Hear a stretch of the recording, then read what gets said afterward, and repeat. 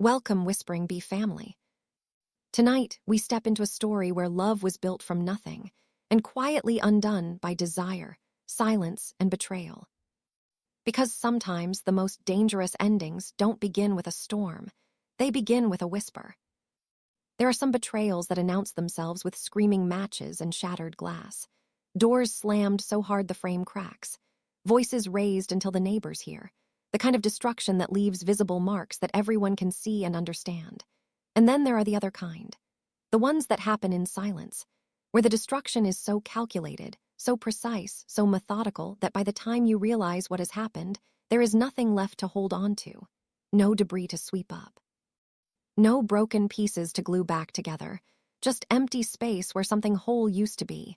This is a story about the second kind, the quiet kind, the kind that leaves you standing in a room full of furniture wondering why it suddenly feels so empty. Dr. Alina Lockhart stood in front of the mirror in her clinic bathroom, adjusting her white coat for the third time that morning. The fabric felt heavier than usual, though nothing had changed about the coat itself. She tucked a strand of dark hair behind her ear, applied another layer of lipstick she did not need, and stared at her reflection with the same critical eye she used to examine patient charts. She looked exactly like what people expected to see. Competent, put together. The kind of doctor who made you feel like everything would be okay just by walking into the room. Her patients loved her, trusted her implicitly. Some even said she saved their lives. One woman, Mrs. Patterson, had hugged her last week with tears streaming down her face, thanking her for catching the early signs of breast cancer that other doctors had missed. But as Alina stared at her reflection now, past the professional exterior and the confident posture, she felt a hollow ache she could not name. It sat in her chest like a stone, cold and heavy. When had she stopped recognizing herself? When had the woman in the mirror become just a performance? When had her smile become something she put on like the white coat, something professional and practiced but not quite real? She splashed cold water on her face, letting the icy shock ground her back in the present moment. The water dripped down her chin and onto the pristine white porcelain sink. She watched it spiral down the drain and wished her thoughts would disappear as easily. Outside the bathroom, her assistant Janet had already lined up the morning appointments, back to back until 1 in the afternoon, just the way Alina liked it. Busy meant no time to think, no time to feel, no time to examine the growing distance between who she was and who she pretended to be. And lately, thinking had become dangerous. Thinking led to questions she was not ready to answer. At home, 17 miles away in the house she rarely thought about during work hours, Garrett Lockhart sat at the kitchen table with his laptop open and a cold cup of coffee beside him. The coffee had been hot 90 minutes ago when he first poured it, back when he thought he would only need 20 minutes to review the quarterly projections. But numbers, when they mattered, demanded attention. And these numbers mattered more than most. He had been awake since 5 in the morning, showered and dressed in the dark so he would not wake Alina. Not that she would have noticed. She slept like the dead these days, exhausted from long shifts at the clinic. Or at least, that was what she said. Garrett had stopped asking follow-up questions months ago. The answers never told him anything worth knowing. He took a sip of the cold coffee, grimaced, but did not get up to reheat it. Instead, he refocused on the screen in front of him, working through projections for his latest venture. A commercial real estate development that could either set them up for the next decade or wipe out everything he had spent the last 5 years building. High risk, high reward. The kind of bet that made his business partners nervous but made Garrett feel alive. Numbers made sense to Garrett in a way people sometimes did not. They were honest, predictable, rational. They did what you expected them to do if you understood the patterns and respected the rules. There was no ambiguity in a spreadsheet, no hidden meanings, no emotional subtext to decode, just clean, clear truth. He had built everything they had from scratch. Everything. The house with the wrap-around porch that Alina had fallen in love with on their third viewing. She had walked out onto that porch, looked at the tree-lined street, and said, "This is it. This is home." He could still see the joy on her face that day, pure and unguarded. The SUV in the driveway that she complained was too big but secretly loved because it made her feel safe. the financial security that meant she could open her own clinic instead of working for someone else, instead of being just another doctor in a corporate medical group, where she would be employee number 7,042. None of it had come easy, not a single piece. There were years when Garrett worked 3 jobs: consulting during the day, freelance web development at night, and weekend shifts driving for a rideshare service just to cover rent. There were years when Alina finished medical school, and he was still trying to get his first real business off the ground, still pitching investors who looked at him like he was wasting their time. He remembered one investor, a silver-haired man in a suit that cost more than Garrett made in a month, who had actually laughed when Garrett presented his 5-year plan. "Good luck with that," the man had said, shaking his head as he walked out. But Garrett never quit. Not once. Not when his first startup failed and he lost every dollar he had invested. Not when his second partnership dissolved in legal battles that cost him 2 years and more money than he wanted to remember.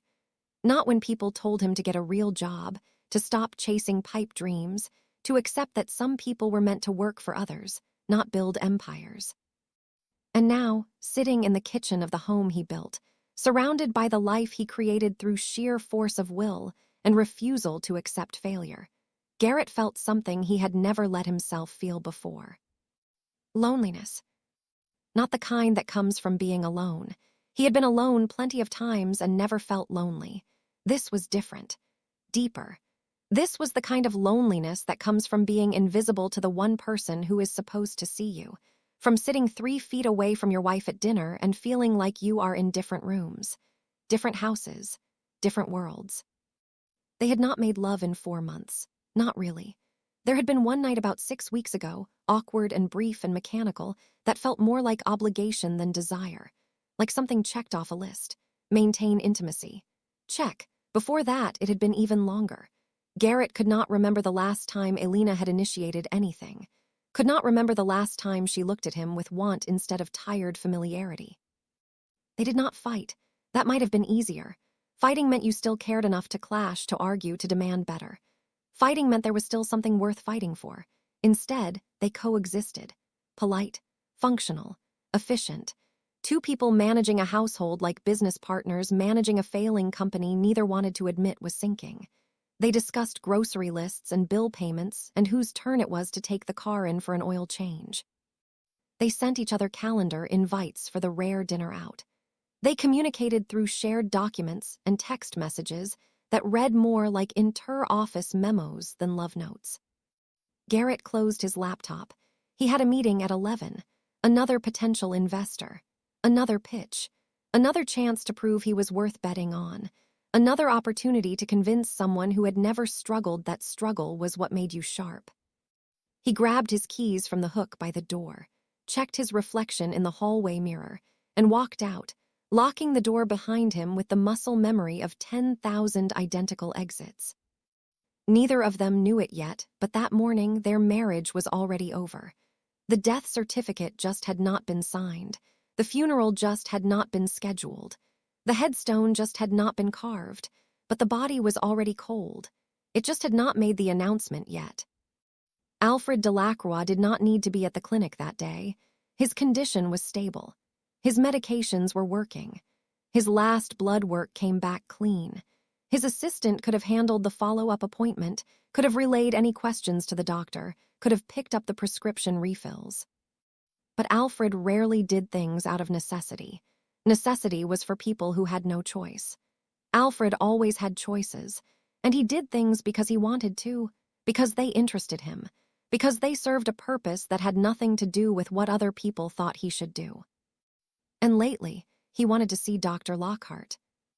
He arrived 10 minutes early, dressed in a charcoal gray suit that fit him like it had been painted on, which in a way it had been. Custom-tailored, Italian fabric, the kind of suit that cost more than most people made in a month. Alfred understood the power of presentation, had understood it since he was 12 years old and his father took him to his first business dinner and told him, "People will treat you the way you look like you deserve to be treated." It was not fair. It was not right. But it was true. People treated you differently when you looked like money. Not because they were shallow, though some were. but because confidence, real or performed, made people trust you, made them believe you knew something they did not, made them want to be near you, to learn from you, to bask in whatever light you seemed to generate. And Alfred had spent his entire adult life learning how to be trusted, how to make people feel comfortable, how to read a room and become exactly what that room needed him to be. The receptionist, a young woman named Christine with kind eyes and a nervous smile, looked up when he walked in. Her face brightened immediately. "Good morning, Mr. Delacroix," she said, and there was warmth in her voice that had not been there when she greeted the patient before him. "Good morning, Christine. How is your mother doing? Still recovering well?" Christine blinked, surprised and touched that he remembered. "Yes, thank you so much for asking. She is home now. Physical therapy is going great." "I am so glad to hear that. Please give her my best." "I will, thank you." Alfred smiled, effortless and warm, and took a seat in the waiting area. He did not look at his phone, did not check emails or scroll through news. He simply sat, comfortable in his own skin in a way that made people want to be near him. Confident but not arrogant, approachable but not common. The kind of presence that filled a room without demanding attention. When Alina opened the door to call him back 15 minutes later, their eyes met for just a second longer than necessary. A beat too long for professional courtesy, too brief to be called staring. But in that fraction of a moment, something passed between them. An acknowledgement, a recognition. He noticed. She noticed. Neither acknowledged it. The exam room was small, sterile, lit by fluorescent lights that made everything feel too bright and too clinical. The walls were that particular shade of pale blue that hospitals loved, meant to be calming but mostly just cold.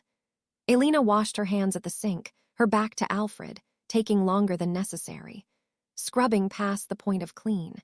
She could feel him watching her, could feel the weight of his attention like a physical thing. "How are you feeling?" she asked, turning to face him with her professional smile in place. The smile she had practiced in medical school. The one that said, "I care, but also I am in control."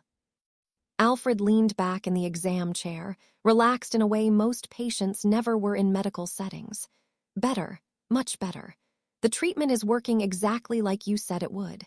You were right." "I usually am," she said, and there was a hint of playfulness in her voice she had not intended. It slipped out before she could catch it. He smiled, slow and genuine.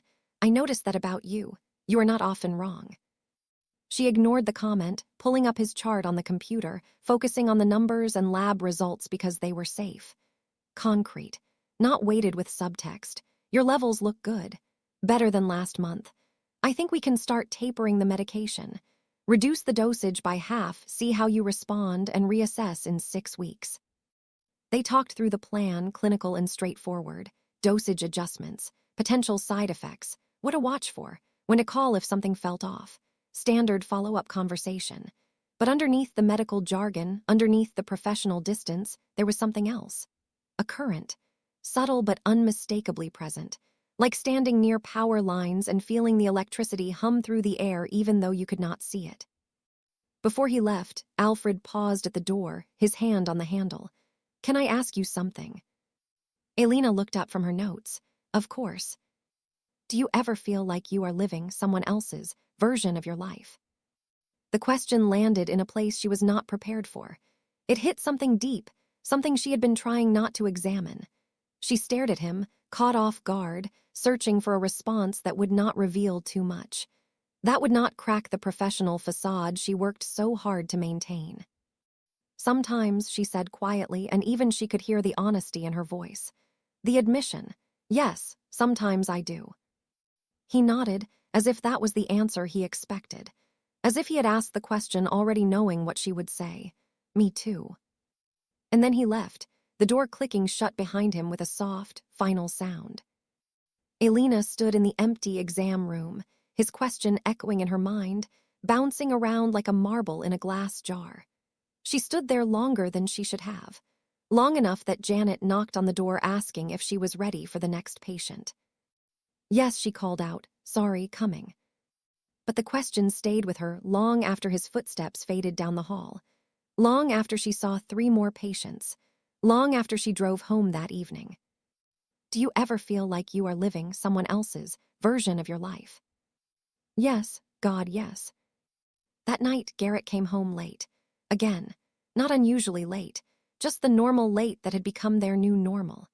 Alina was already in bed, propped up against the pillows, scrolling through her phone without really seeing anything on the screen. Half watching a show on the television she was not really interested in. Some crime drama where everyone was beautiful and all the cases got solved in 43 minutes. She heard the garage door open with its familiar mechanical groan. Heard the sound of his keys hitting the counter in the kitchen, that specific metallic jingle she could recognize even from the bedroom. Heard the refrigerator door open and close. Heard his footsteps on the stairs, slow and heavy with the weight of a long day.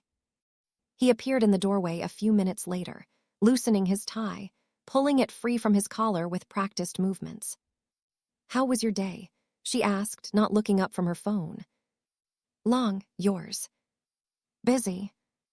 That was it. That was the extent of their conversation. The entire summary of 2 separate lives that happened to share the same address. Garrett changed into sweatpants and a t-shirt, climbed into bed on his side, the side that had been his for 11 years, and turned off the lamp on his nightstand. Within minutes, his breathing slowed, deepened, settled into the rhythm of sleep. Alina lay awake, staring at the ceiling, watching shadows from the streetlight outside dance across the white paint.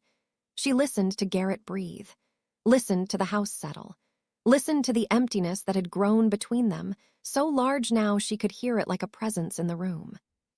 When did we stop talking? She thought, really talking. Not about bills or schedules or whose turn it was to call the plumber. When did this become normal? When did we become people who share a bed but not a life? But she did not say it out loud, did not wake him, did not start the conversation that felt too big for the middle of the night. And Garrett, already asleep, would not have heard her even if she had. Over the next few weeks, Alfred became a regular presence in Alina's day. Not every day, not even every week, but enough that she started to anticipate his appointments, started to notice when his name appeared on her schedule, started to feel a small flutter of something she refused to name when Janet told her he was in the waiting room.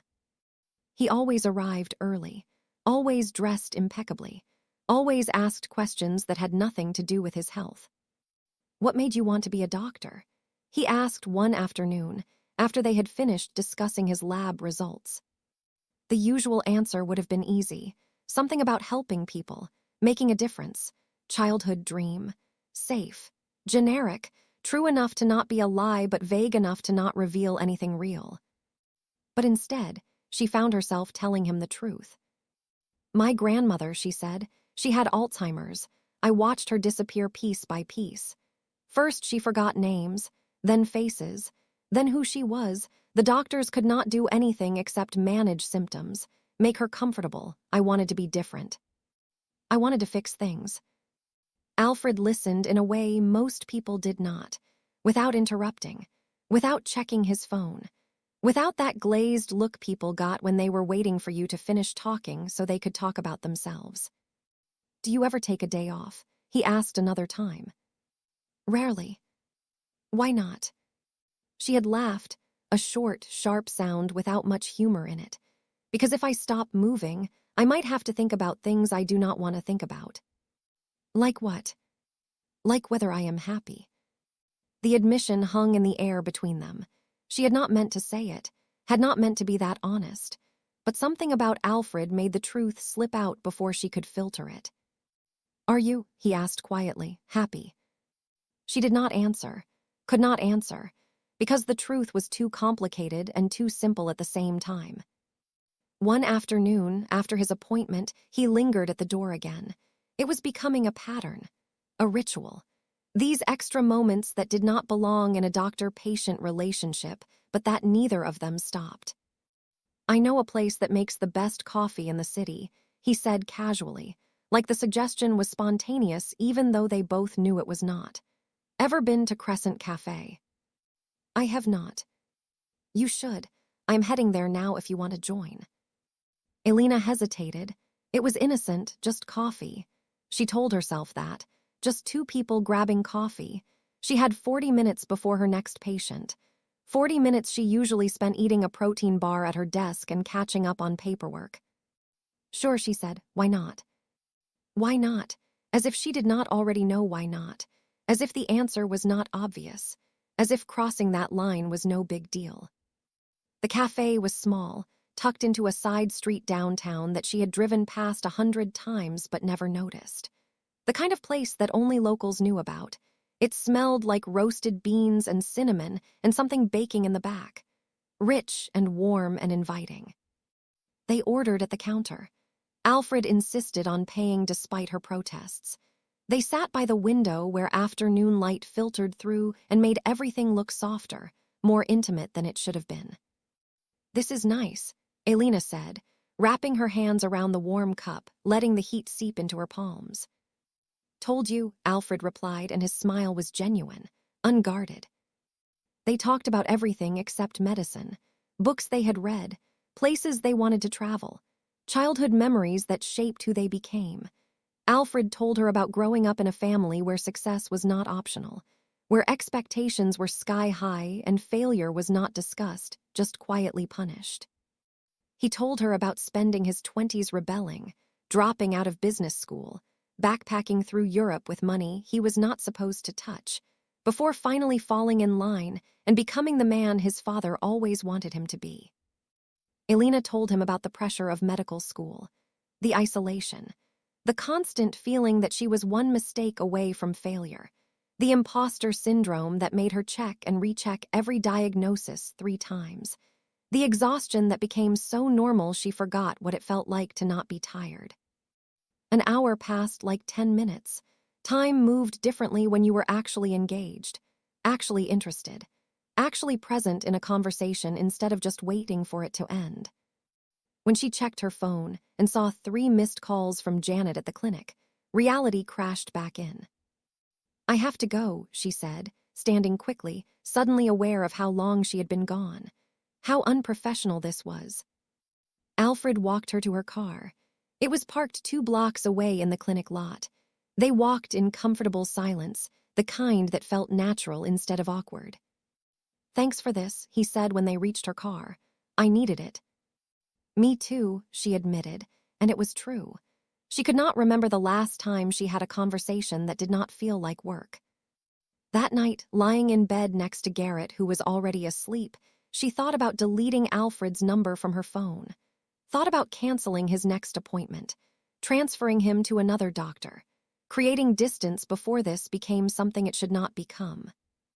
But she did not do any of those things. Instead, she picked up her phone and typed out a message. Thanks for the coffee. I needed that more than I realized. She stared at it for a long time before hitting send. Her thumb hovered over the button.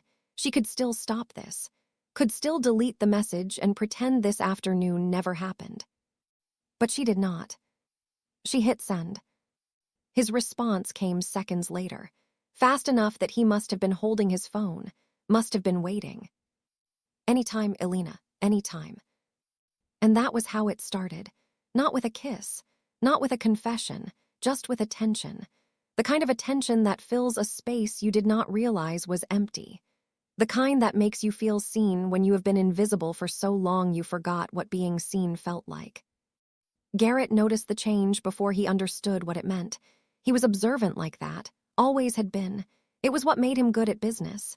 He noticed patterns, shifts, small details that other people missed. Alina smiled at her phone more. Little smiles, private smiles, the kind you make when you are reading something that makes you happy. She stayed late at the clinic more often. Not every night, but more than usual, and her explanations were always vague. Paperwork, a difficult case, inventory, never specific enough to verify but never suspicious enough to question. She seemed distracted, even when she was sitting right next to him on the couch. Her mind somewhere else. Her attention divided, like she was only half present in their house, in their marriage, in their life together. One night, he tested it. Everything okay? He asked, looking up from his laptop. She looked startled, pulled out of wherever her thoughts had taken her. "Yeah, why? You seem somewhere else lately." "Just work," she said quickly. Too quickly, a lot going on. He nodded, accepting the answer because pushing felt like more effort than he had energy for. Because he was tired. Because starting that conversation felt like opening a door he was not ready to walk through. But Garrett was not a fool. He was patient, methodical, strategic, so he watched, quietly, carefully, nodding patterns without comment. The late nights that did not match her clinic schedule. He checked once, casually asking Janet when he dropped off lunch for Alina one afternoon. Janet had mentioned that Alina usually left by 6, but Alina had not been getting home until 8 or 9, 2 or 3 hours unaccounted for. The new perfume she started wearing, something floral and expensive. He noticed it one morning when she kissed him goodbye. He had not said anything, but he noticed. He always noticed. The way she angled her phone away from him when she typed. Small movements. Subtle, but deliberate. The phone that used to sit face up on the coffee table now always faced down. The phone that never left her sight. The phone she took to the bathroom when she showered. He did not confront her. Not yet. Because Garrett believed in information. In knowing the full story before making a move. And information required patience. Required watching without being seen. Required letting the situation develop until the truth revealed itself completely. So he waited. And while he waited, he started taking notes. Not dramatic, not obsessive, just small observations in a document on his phone. Dates, times, inconsistencies, building a timeline without knowing yet what the timeline would show. Meanwhile, across town, in coffee shops and restaurant patios and parking lots where they should not have been, the coffee meetings became lunches. Lunches became dinners. Dinners became late-night conversations where neither of them wanted to say goodbye. Alina told herself it was just friendship, that she was allowed to have friends, that nothing physical had happened, so nothing was really wrong. People had friends. People had conversations. This was innocent, harmless. But she knew. Deep down, in the part of herself she did not want to examine, she knew. Because when Alfred looked at her, she felt seen in a way she had not felt in years. And when he said her name, it sounded different than when Garrett said it. It sounded important, like she mattered, like she was not just a function or a role or a wife who needed to be home by 8.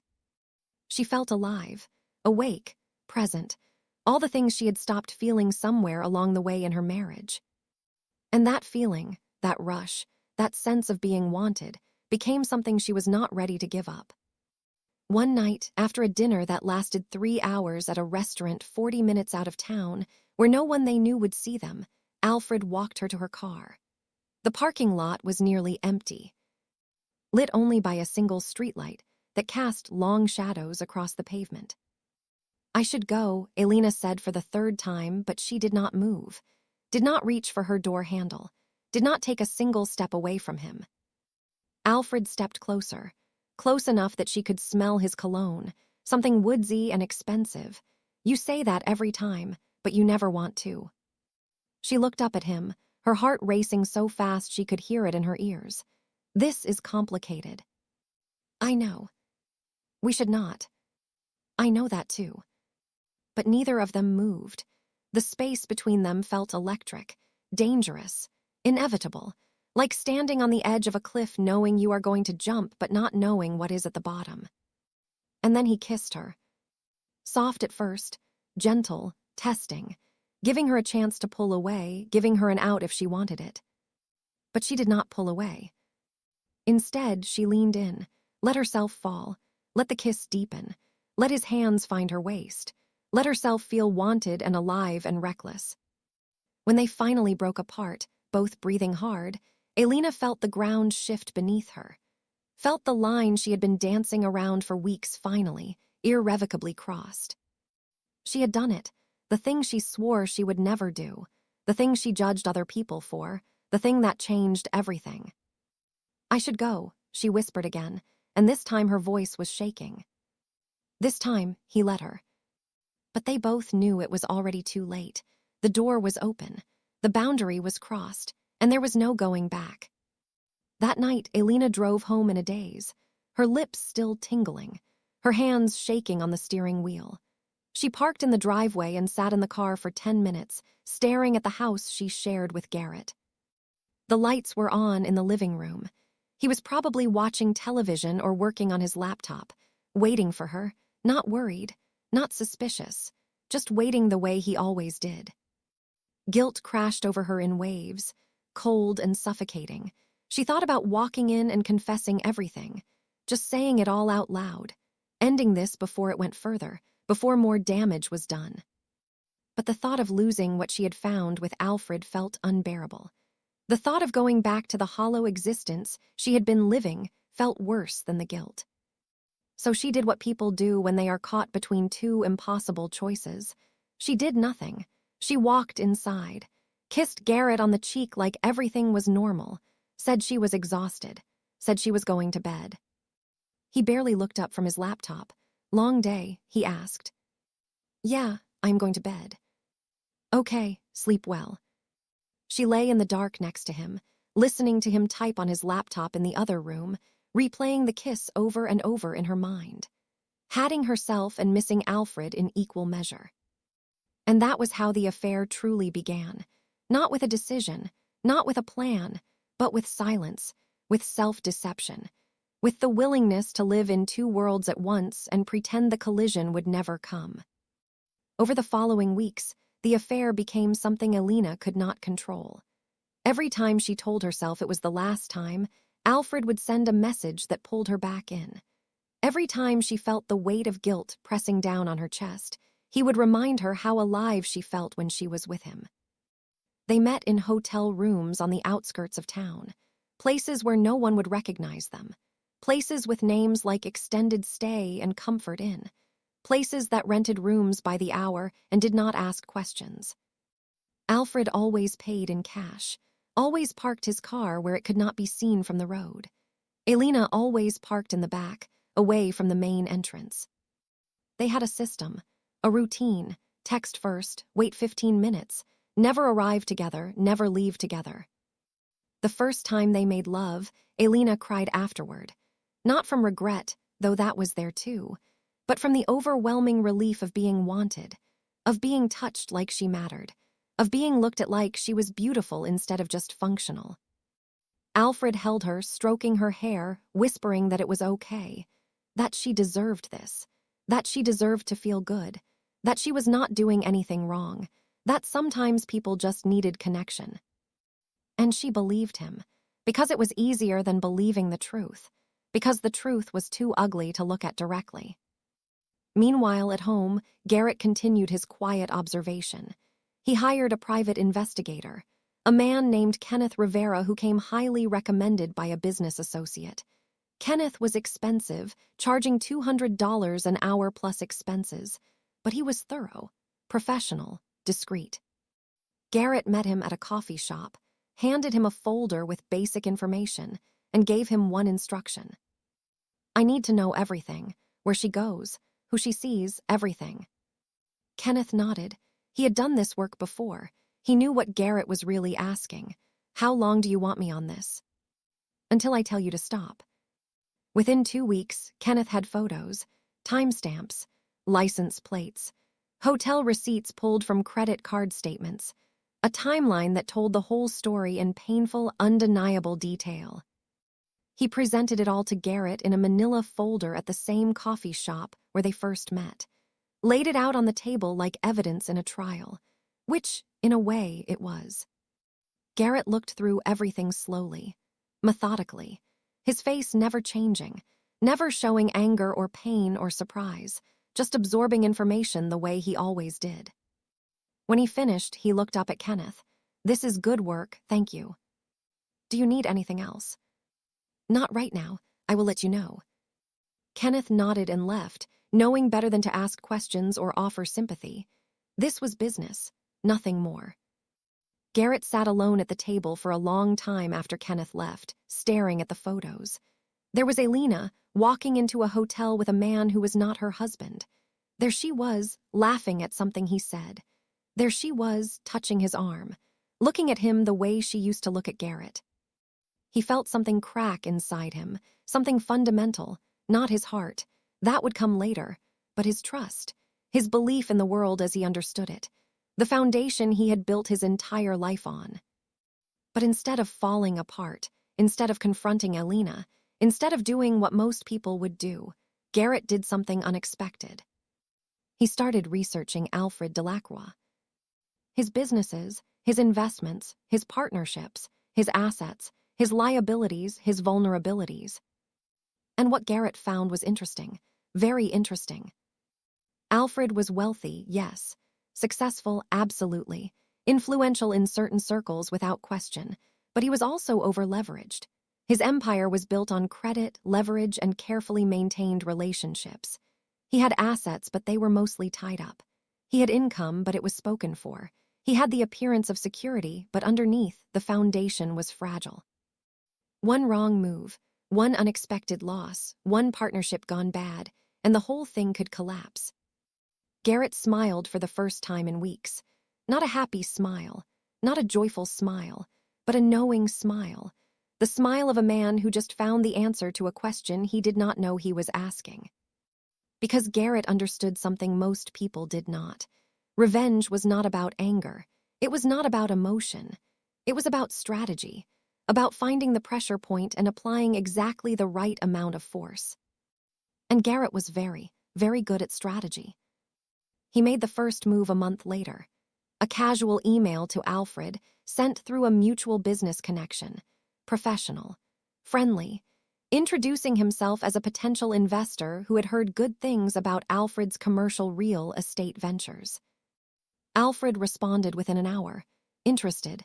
Eager. Exactly as Garrett predicted. They met for lunch at a steakhouse downtown. Expensive. The kind of place where deals got made over prime rib and scotch. Garrett was charming. Professional. He asked all the right questions, made all the right observations, showed just enough knowledge to be impressive, but not so much that he seemed threatening. By the end of the meal, Alfred was convinced he had found the perfect partner, someone with capital and business sense, someone who could help take his projects to the next level. They shook hands. Garrett smiled. And Alfred had no idea that he was shaking hands with the husband of the woman he was sleeping with. No idea that this partnership was not about business. No idea that he had just walked into a trap that would destroy everything he had built. Garrett never told him. Not yet. Not until the time was right. The business partnership moved quickly. Too quickly if Alfred had been paying closer attention. But he was not. He was distracted, overconfident, desperate for the capital injection that Garrett represented. Garrett invested a significant amount, $500,000 into Alfred's commercial real estate project, a strip mall development that had been stalled for months due to financing issues. On paper, the deal looked fair, equal risk, equal reward, 50-50 partnership, clean and simple. But Garrett had structured the deal carefully. Clauses buried in pages of legal jargon that gave him control if certain conditions were not met. Timelines that seemed reasonable but were actually designed to create pressure. Performance metrics that looked achievable but had built-in traps. Alfred signed everything without reading it carefully. His lawyer glanced at it, saw nothing obviously problematic, and gave the go-ahead. Big mistake. Meanwhile, the affair continued. Alina had stopped feeling guilty. Or rather, she had learned to live with the guilt, had learned to compartmentalize, to build walls between different parts of her life. Work, marriage, Alfred. 3 separate boxes that she refused to let touch each other. At work, she was Dr. Lockhart, competent, professional, trusted. At home, she was Garrett's wife, functional, polite, present but not really there. With Alfred, she was Alina, just Alina, the woman underneath all the roles and responsibilities, the woman who laughed and felt and wanted things. She told herself she was managing it, that she could keep all 3 plates spinning, that nothing had to break. But Garrett knew everything, every meeting, every lie, every hotel room, every kiss, every moment she chose Alfred over their marriage. And he said nothing. Because the trap was not ready yet. The pieces were still moving into position, and Garrett was nothing if not patient. 6 months into the partnership, cracks started to show in Alfred's business. Not obvious cracks, not catastrophic failures, just small problems that added up. The real estate project hit unexpected delays.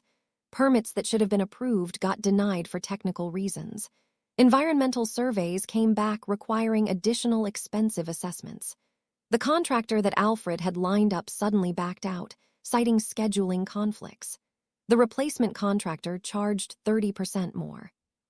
Costs ballooned, timelines extended, investors got nervous. Alfred scrambled to manage it all, but every solution seemed to create a new problem. And every time he turned to Garrett for advice, Garrett gave him just enough help to keep him afloat, but not enough to actually fix anything.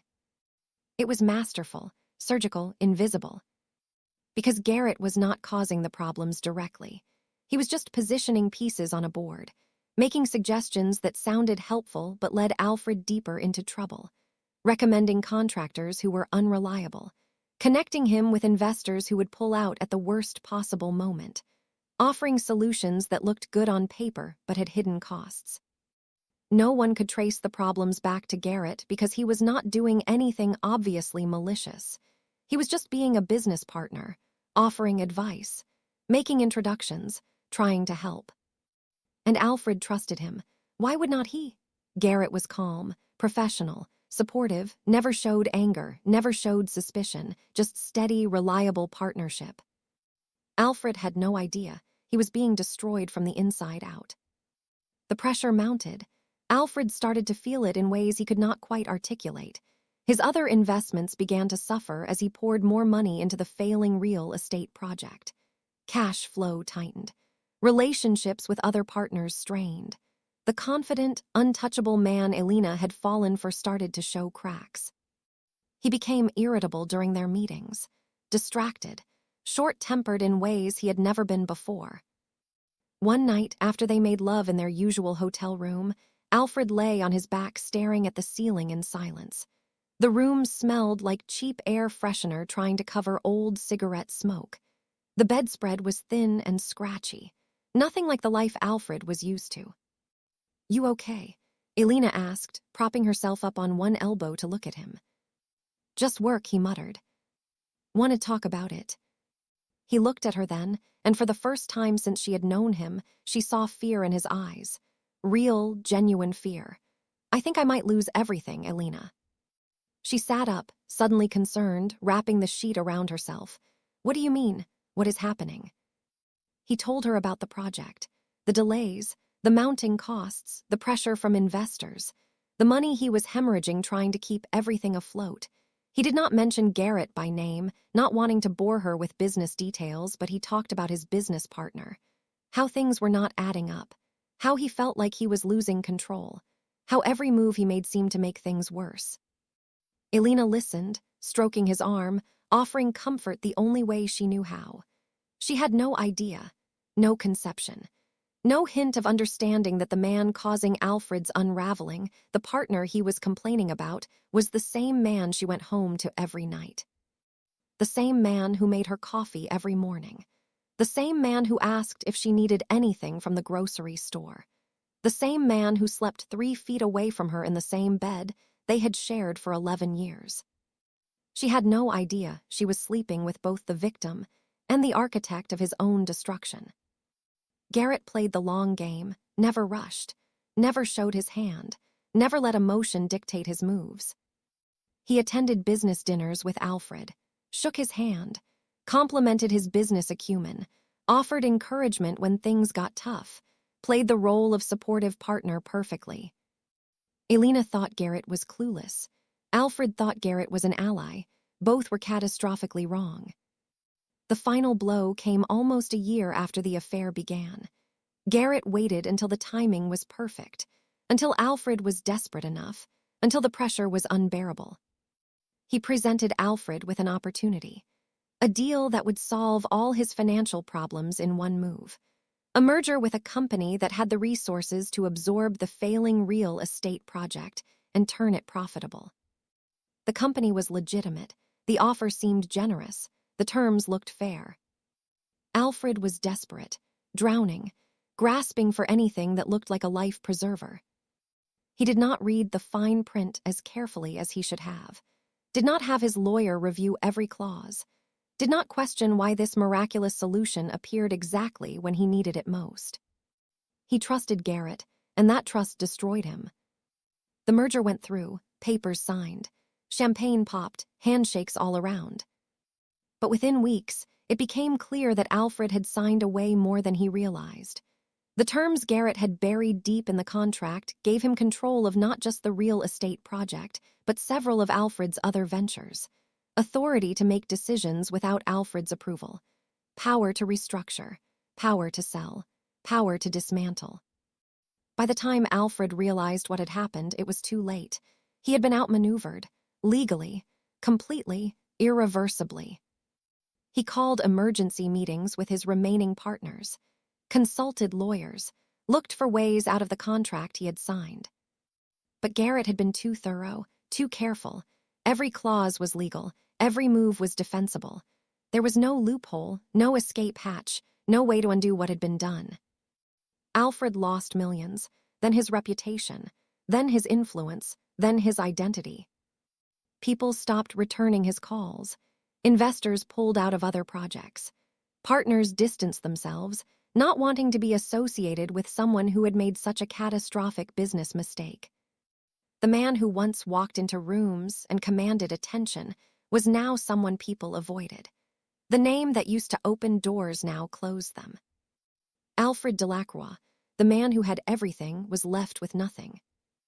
And through it all, Garrett remained calm, polite, professional, unreachable in his composure. When Alfred finally confronted him, bursting into Garrett's office unannounced, demanding to know how this happened, demanding answers, demanding something that made sense, Garrett simply looked up from his desk with that same unreadable expression. Business is risk, Alfred. You knew that when you signed. Alfred slammed his hands on the desk. You did this on purpose. I know you did, but I cannot figure out why. Garrett leaned back in his chair, studying the man in front of him. The man who had been sleeping with his wife for a year. The man who had kissed her, touched her, made her laugh in ways Garrett could not remember doing in years. Does it matter? Garrett asked quietly. Alfred stared at him, broken and desperate and searching for something. Some hint of humanity, some crack in the facade. He found nothing. Yes, Alfred said, his voice cracking. Yes, it matters. I trusted you. Garrett stood, walked around the desk, and stopped a few feet from Alfred. They were the same height, eye to eye. I know you did, Garrett said. That was your mistake. And then he walked out of his own office, leaving Alfred standing there alone. The affair ended not with passion, but with panic. Alfred called Alina late one night, his voice shaking in a way she had never heard before. I need to see you. Right now. They met at the usual hotel, but this time there was no warmth, no intimacy, no pretense of romance, just fear and desperation. Alfred paced the small room, running his hands through his hair. Alina sat on the edge of the bed, watching him unravel. He told her everything, the business, the losses, the betrayal he suspected but could not prove, the feeling that someone had systematically destroyed him. I think someone set me up, he said, his voice hollow. I do not know who or why, but I know it was deliberate. Alina tried to comfort him, but he pulled away from her touch for the first time since they had been together. I am sorry, he said, and she could hear the finality in his voice. I cannot do this anymore. I have to figure out how to salvage what is left of my life. He left that night, and Alina knew she would never see him again, knew it was over in every way that mattered. She sat alone in that hotel room for an hour, staring at the ugly floral wallpaper, trying to process what had just happened, trying to understand how everything had fallen apart so quickly. She never connected the dots, never saw the pattern, never realized that her husband and Alfred's business partner were the same person. Not yet. That revelation would come soon enough. The next day, Garrett finally made his move. He asked Alina to sit down at the kitchen table. His tone was calm, almost gentle. No anger, no accusation, just a simple request. "Can you sit down for a minute? I need to show you something." She sat, confused but not alarmed, thinking maybe he wanted to discuss vacation plans or a home repair project. Garrett placed a folder in front of her, manila, thick, the kind that held important documents. She opened it. Photos, dates, times, messages, hotel receipts, a complete timeline of her affair with Alfred, everything, from the first coffee to the last hotel room, every lie, every secret, every moment she thought was hidden. Laid out in chronological order, like evidence in a trial. Her blood ran cold. Her hands started shaking. The room seemed to tilt. "How long have you known?" she whispered, unable to look up from the photos. "Long enough." She looked up at him then, tears already forming, spilling over, running down her cheeks. "Garrett, I can explain. I can. I am so sorry. I did not mean for this to happen." "Can you explain?" he asked, his voice still calm, still measured. "Can you really?" She tried. God, she tried. She talked about loneliness, about feeling invisible, about how Alfred made her feel seen, about how she never meant to hurt him, about how it just happened, about how sorry she was, about how much she regretted it. All the words people say when they get caught, all the explanations that explain nothing. Garrett listened without interrupting, without reacting. Just let her talk until she ran out of words and sat there crying, waiting for him to yell or leave or break something. But he did not. Instead, he spoke quietly. "Do you know what the hardest part was? Not the affair, not even the lying. It was realizing that I had built our entire life, everything we have, everything you enjoy, everything you take for granted, and you still chose someone else." "I am sorry," she sobbed. "I am so, so sorry." "I know you are," he said, "but sorry does not undo it. Sorry does not change what happened. Sorry is just a word people say when they get caught." Then he told her about Alfred, about the business partnership, about every calculated move he had made to dismantle the man she thought she loved, about the months of planning, the strategic positioning, the perfect execution. Alina stared at him in horror, her face pale, her hands trembling. "You destroyed him. You did all of that on purpose." "Yes." The single word hung in the air like a verdict. "Why? Why would you do that?" Garrett leaned back in his chair, his expression still unreadable. "Because I could. And because he needed to understand what it feels like to lose everything." "You did this because of me." "No," Garrett said quietly, and this was the part that cut deepest. "I did not do this because of you. I did this because of me. You left. You made your choice. I just chose not to chase you. I chose to handle it my way." The weight of his words crushed her. The realization of what he had done, the coldness of it, the precision, the patience it must have taken to execute something so thorough. She had hurt him, and instead of falling apart, he had become dangerous. Alfred disappeared from their lives after that, ruined, untouchable. A cautionary tale whispered in business circles about what happens when you do not read the fine print. Alina never heard from him again, never knew what happened to him, if he rebuilt, if he survived, if he ever figured out who had destroyed him.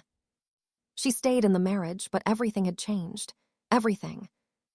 Garrett did not ask her to leave, did not file for divorce, did not kick her out or demand she go. He simply moved forward, detached, cold, present in the house but absent in every way that mattered.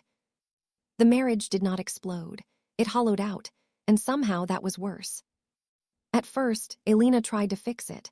She apologized daily, wrote him letters he never read, tried to start conversations he shut down with polite deflection.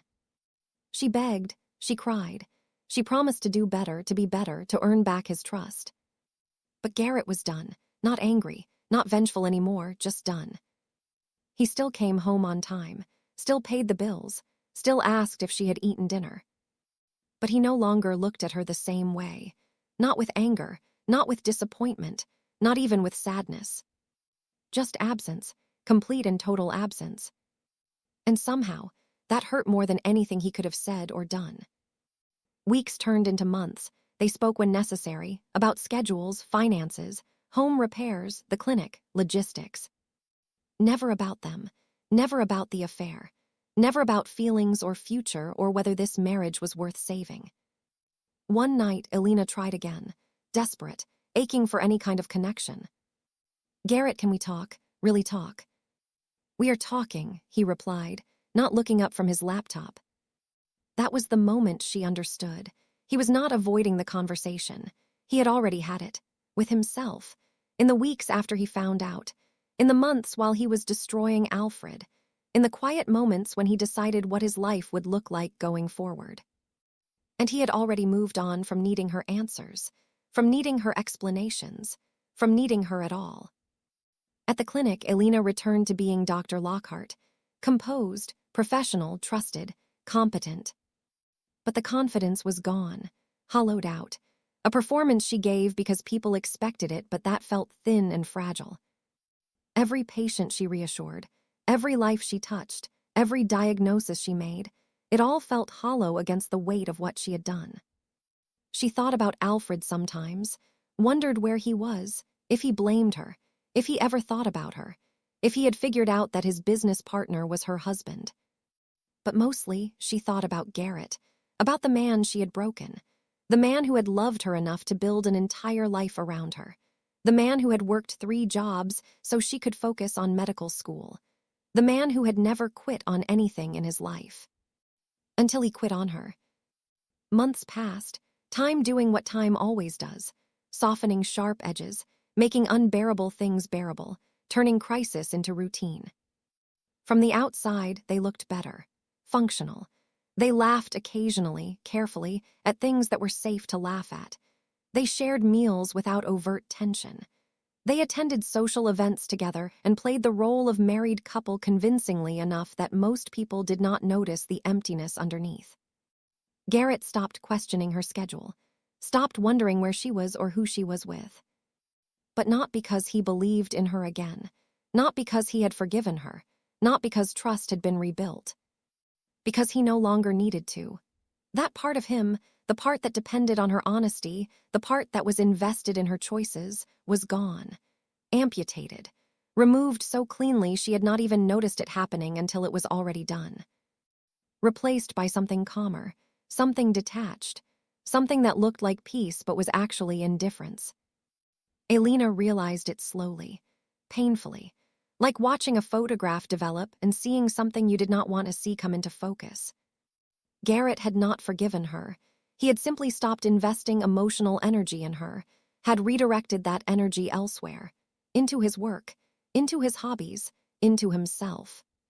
She was still his wife on paper, still lived in his house, still shared his last name. But she was not his partner anymore, not in any real sense. One night she tested it, needing to know, needing to hear him say it out loud. "Do you trust me?" she asked quietly. They were sitting in the living room, him reading a book, her pretending to watch television. Garrett did not look up, did not hesitate, no. Just that, no anger, no bitterness, no emotion at all, just a fact stated as plainly as if she had asked him the time. She nodded, swallowing hard against the lump in her throat. "I am trying. I am really trying to earn it back." "I know you are," he replied, still not looking up from his book. "And it does not matter," she whispered. "All this effort, all this trying, it does not change anything." Garrett finally looked up, really looked at her. And for just a moment, she saw something flicker in his eyes. Not love, not hate, just tired recognition. "It matters," he said slowly. "It just does not matter the way you want it to." She wanted to ask what he meant, wanted to push, wanted to demand more of an explanation. But she already knew. She could feel the truth of it settling in her bones. Effort was not the same as repair. Time was not the same as healing. And love, real love, the kind they used to have, was not the same as the polite cohabitation they had now. A week later, Garrett asked her to sit down again. Same calm tone, same measured approach. No drama, no build-up. "I have been honest with you," he said. "Now I need to be honest with myself." Alina set down the dish she was washing, dried her hands, and sat at the kitchen table across from him. Her heart was already sinking. She knew what was coming before he said it. "I thought I could build something new with you," he continued. "I really tried. I gave it months. Gave you space to prove things could change. And maybe they have changed. Maybe you have changed. But the marriage, what we had, that is not coming back. And what we have now is not a marriage. Not really." Her chest tightened. Her throat closed. She wanted to argue, to fight, to beg. But she could not, because he was right. "I do not wake up wondering about you anymore," Garrett said quietly, and his voice was so gentle it made everything worse. "I do not worry about where you are or who you are with. I do not feel anything when you walk in the room. And that sounds like peace, I know. It sounds like I have moved past the hurt. But I have not. It is not peace. It is indifference." The word landed like a stone dropped in still water. Indifference. The opposite of love was not hate. It was not caring at all. "I am leaving," Garrett said. "Not immediately. I will give you time to figure things out, to find a place, to make arrangements. But I am done. This is done." No raised voice, no anger, no final argument, no dramatic exit. Just a decision, clean, final, already made long before this conversation. Alina's eyes filled with tears, spilling over, running down her cheeks. But she did not beg, did not ask him to reconsider, did not make promises she could not keep. Because for the first time, she understood, really understood. This was not punishment, this was consequence, the natural result of choices she made, actions she took, damage she caused. "I would have fought for us," she said softly. "If you had given me the chance, I would have done anything." Garrett nodded slowly. "I know you would have. Now, after everything fell apart. After you lost what you thought you could have without consequences. And that is what makes this harder, not easier. Because if you had fought for us before, if you had chosen differently when it mattered, we would not be here." He stood, pushing his chair back from the table. "You did not lose me when I found out about the affair," he said, and these were the last words that would stay with her for the rest of her life. "You lost me when I realized I could live without you. When I realized that my life, my happiness, my peace, did not depend on you being in it. That is when you lost me. Everything after that was just logistics." The divorce was quiet, respectful, almost clinical in its efficiency. Lawyers, paperwork, division of assets, all handled professionally with minimal conflict. No war, no destruction, no fighting over who got what or who was more wronged. Just separation, clean, surgical, final. Garrett moved on, not quickly, not recklessly, but steadily, with the same methodical approach he brought to everything in his life. He rebuilt, started a new business venture, bought a smaller house closer to downtown, started dating again eventually, though nothing serious. He was content in a way he had not been in years, not deliriously happy, not chasing some fantasy of what life should be, just at peace with what it was. Alina stayed behind in the life they once shared. The house was hers for now. She kept the clinic, kept her career, kept her reputation. Successful, respected, admired by her patients and colleagues. But alone in a way no one could see. In a way that did not show up in social media posts or at dinner parties. Because the one person who truly knew her, who had seen her at her best and her worst, who had built a life around loving her, was the one she broke. And you do not get that back. You do not undo that kind of damage. You just learn to live with it. Years later, Alina still thought about that moment. The moment Garrett told her he could live without her. The way he said it. Not with cruelty, not with satisfaction, not even with sadness. Just with certainty, with the calm confidence of someone stating a fact. She had wanted to be seen, to be desired, to feel alive. And in the process, she lost the one person who had always seen her, who had built everything around her, who had stayed when staying was hard. Some nights she still drove past the house they used to share. Garrett had sold it a year after the divorce. A young family lived there now. She could see their lights on through the windows, hear the faint sound of children laughing in the backyard, see the swing set that had not been there before. It could have been theirs, should have been theirs, would have been theirs if she had made different choices. But she did not, and consequences do not care about regret. Garrett never remarried. He dated occasionally, went on trips, built a life that made him happy. He was content, not chasing some fairy tale, just living well, at peace. And Alina. She learned to live with the weight of her choices, became a better doctor, a better friend, volunteered at clinics for underserved communities, traveled to places she had always wanted to see, rebuilt herself in the only way she knew how. But late at night, when the world was quiet and there was no one left to perform for, she thought about Garrett, about the man who loved her enough to build a life, and the man who loved himself enough to walk away when she broke it. Because some betrayals do not end with screaming. They end with silence, with distance, with the quiet realization that the person you hurt the most was the person who deserved it the least. And sometimes, the only thing left to do is live with that truth. For the rest of your life.